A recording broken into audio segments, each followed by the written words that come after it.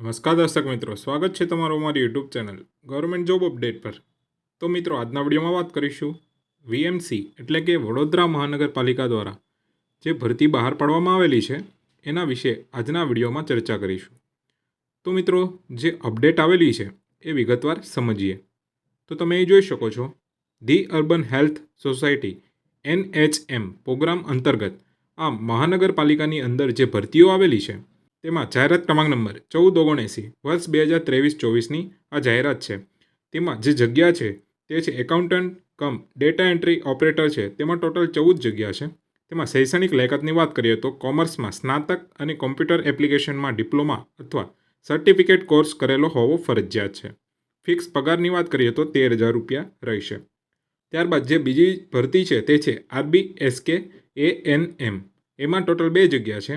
તેમાં શૈક્ષણિક લાયકાતની વાત કરીએ તો ઇન્ડિયન નર્સિંગ કાઉન્સિલ દ્વારા માન્ય સંસ્થામાંથી બેઝિક FHW ANM કોર્સ કરેલ હોવો જોઈએ।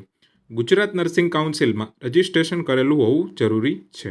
તેમાં ફિક્સ પગારની વાત કરીએ તો 12,500 તમારો માસિક ફિક્સ પગાર રહેશે।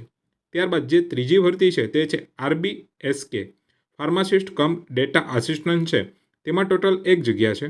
તેમાં શૈક્ષણિક લાયકાત માન્ય સંસ્થામાંથી ફાર્માસિસ્ટની ડિગ્રી, ગુજરાત ફાર્માસિસ્ટ કાઉન્સિલનું રજિસ્ટ્રેશન હોવું ફરજિયાત છે અને માસિક ફિક્સ વેતન તમને 13,000 રૂપિયા મળશે।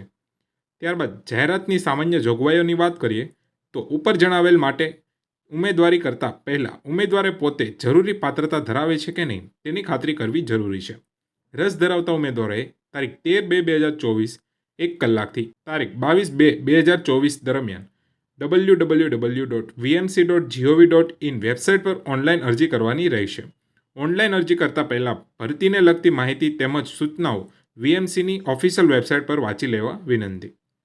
શૈક્ષણિક માહિતીની વાત કરીએ તો દરેક પોસ્ટ માટેની શૈક્ષણિક માહિતી જો સામેલ એજ્યુકેશન ક્વોલિફિકેશન ડિટેલ્સમાં ના હોય તો અધર્સ 1 અને કોમ્પ્યુટર કોર્સની માહિતી અધર્સ 2માં ભરવી।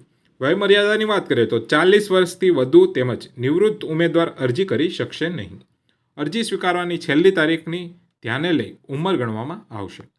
ત્યારબાદ ઉમેદવારે નિયત અરજી પત્રકમાં ભરેલ વિગતો સમગ્ર ભરતી પ્રક્રિયા માટે આખરી ગણવામાં આવશે અને તેના પુરાવો કચેરી દ્વારા માંગવામાં આવે ત્યારે અસલમાં રજૂ કરવાના રહેશે, અન્યથા અરજીપત્રક જે તે તબક્કે રદ ગણવામાં આવશે।